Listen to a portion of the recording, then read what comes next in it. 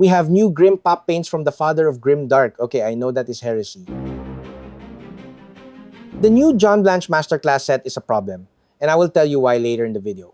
Don't get me wrong, the new paint sets are awesome. Too awesome, my first two videos of this year and my future painting videos will focus on painting with just the John Blanche Masterclass paint sets volume 1 to 4.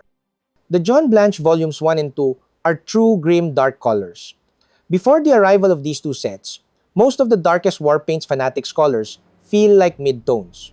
Only the Terrestrial Titan and Brigadine Brown seem dark enough to layer nicely over black primer. Having brighter than usual dark colors is not really a problem if you like using washes. However, the arrival of the John Blanche volumes 1 and 2 with their darker and more saturated colors practically completed the War Paints Fanatic paint range. Now, the new John Blanche Masterclass volumes 3 and 4 expanded the John Blanche Army Painter paint universe in an unexpected manner. This will be a problem. A good problem though, in my opinion. So, join me as we explore these new John Blanche Masterclass volumes 3 and 4 paint sets. We will discuss why you may want these new colors, how you can incorporate them with the older John Blanche set or your other paints, how you can incorporate them if you like painting with speed paints, and why these new paints can be a good problem. I'm Don, welcome to my channel. This channel is supported by all these awesome brands. Also, special thanks to The Army Painter for making this video possible. By the way, don't forget my discount codes and affiliate links down below. It won't cost you extra and it will help the channel. Also, you'll get some big discounts.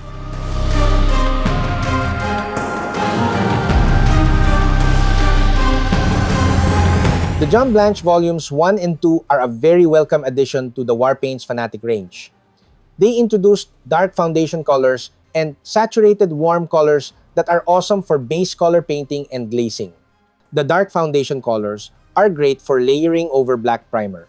These colors are essential colors that transitions very well over black and can serve as your shadow color.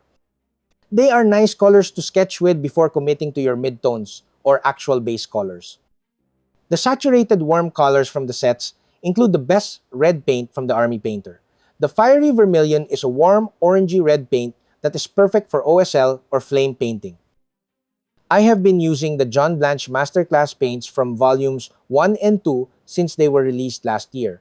You may check my older painting videos to check them out. But, to wrap up this segment of this video, let's quickly enumerate them all. John Blanche Volume 1 includes the Darkness, a black greenish blue color, Ironclad Gray, a bluish black color, and is the darkest gray of the War Paints Fanatic range. Blighted Green, a saturated very dark green paint, Banshee Brown, a black reddish brown color, Ivory White, a very pale yellowish highlight color, Moonbeam Yellow, the most saturated orange yellow of the entire AP range. Volume 1 also includes the two best washes for Grim Dark painting, Warm Skin Shade and Grim Dark Shadow. John Blanche is the father of Grim Dark after all. This set also has the darkest gold paint from the Army Painter, the Emperor Gold. Lastly, Volume 1 includes Blood Moon Red, a speed paint, a rich, orangey, dark red speed paint. Now, let's list the paints from Volume 2. As mentioned earlier, Volume 2 includes the best warm red paint of the entire War Paints Fanatic paint range. Fiery Vermilion. This is a very warm, orangey red paint.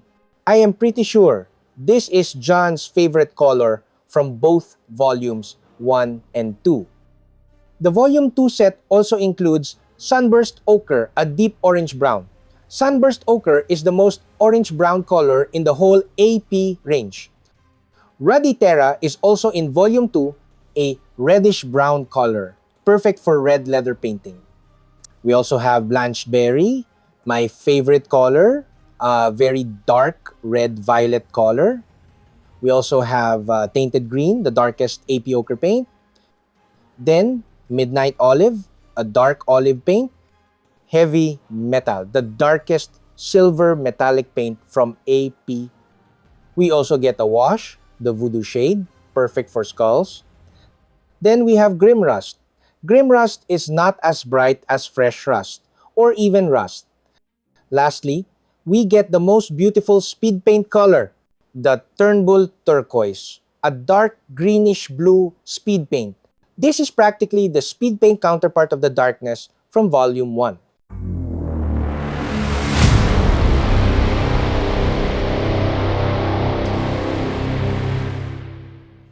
Finally, let's enumerate the paints included in the new volumes.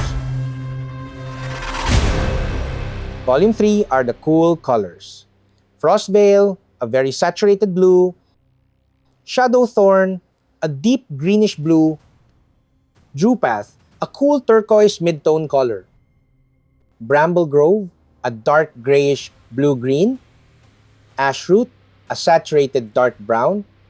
Moon Petal, a strong purplish pink. Volume 3 also includes nice highlight colors. The Iceborne, a very bright purplish pink, and Sky Shard, a very bright greenish blue highlight color. Lastly, Volume 3 includes 2 washes. The Nightroot shade, a purple tone wash. Pine Hollow shade, a turquoise wash. This is a very beautiful, cool wash. Now, for Volume 4. Volume 4 are the warm colors. Well, except for one color, in my opinion.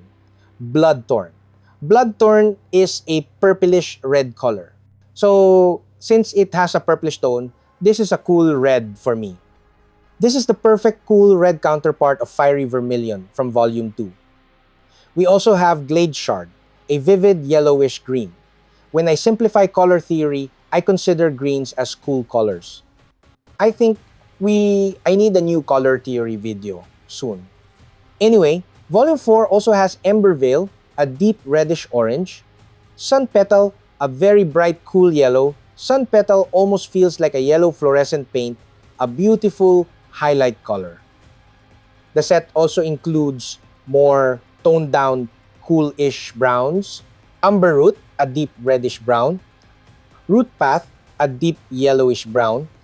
And Thicket Grove, a relatively bright brownish olive color. We also get Hearthborn, a pinkish yellow highlight color. Lastly, we get a couple of washes from Volume 4. Grove Hollow shade, a wash similar to the very popular Military shade wash. And Vineroot shade. Vineroot shade is a unique orangey red wash. I love Vineroot shade as much as Pine Hollow shade from Volume 3.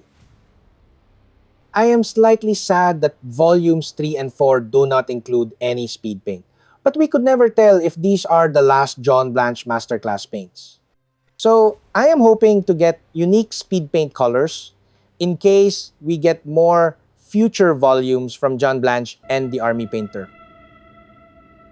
Now, if you're liking this video, do give this video a thumbs up and consider subscribing to my channel.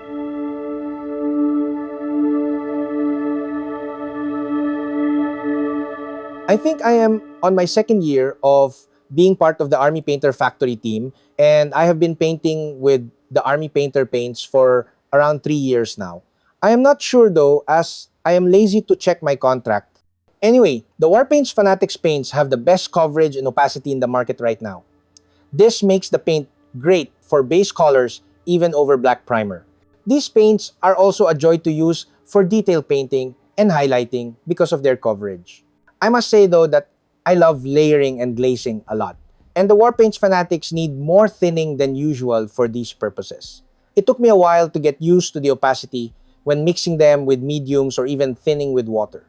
If you do not thin Warpaints Fanatics enough, especially for layering over speed paint base colors, you will not create nice gradation and tonal transitions.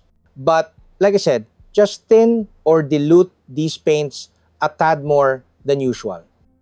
The John Blanche Masterclass paint set volumes 1 and 2 are perfect for foundation or base color painting. The new volumes 3 and 4 are mostly mid-tones and highlight colors. Unlike the darker paints of volumes 1 and 2, the paints from volumes 3 and 4 are perfect layering paints over speed paint base colors. And because of this, I love these new paints a little more than the colors from volumes 1 and 2. Well, the two speed paints from volumes 1 and 2 kinda balances them out. Now, I said earlier that these new John Blanche Masterclass paint sets can be a problem. A good problem, but still a problem. Now, before my final thoughts, a huge thanks to all my patrons at Patreon. As mentioned earlier, the new John Blanche Masterclass paint sets, Volume 3 and 4, can be a problem. At least in my opinion. The first problem is that the new paints are awesome for bright, vibrant midtones and punchy highlights. This means that you need to spend a bit more time in painting your miniature, like in my first 2 videos of the year, to fully maximize most of the colors included in the new sets. Well, more bold colors and nice highlights mean more grim pop and less grim dark, which I love. The second problem is a potential big problem for the army painter. I shouldn't be saying this, but if you are new to miniature painting and you want to buy your first set of paints, or you have a ton of other paints already, and want to start your army painter paint collection outside of speed paints, I highly recommend you just get all the John Blanche Masterclass sets, volumes 1 to 4, and you are good to go. The old volumes are great for foundation and base color painting. Volumes 1 and 2 will complement your paints from other paint brands since they have better coverage. Volumes 3 and 4, on the other hand, will give you a variety of unique, cool, and warm colors that will complement your other AP paints or even your other non-AP acrylic paints. The highlights of the first 2 volumes are the darker foundation colors, the grim dark washes, and the 2 speed paints. The highlights of the new volumes for me are the grim pop highlight colors and the 2 washes, Vineroot shade and Pine Hollow shade. So, getting all the John Blanche Masterclass paint sets is the best way to start your Army Painter paint collection or to add to your other non-AP paints. No need for other paints. Seriously, the John Blanche Masterclass paints are a complete set on its own. That's it, Pansit. I hope you liked this video. Don't forget to comment, like, subscribe, and all that stuff. Until next video, guys. Bye! If you like this video, you might want to check out these other videos.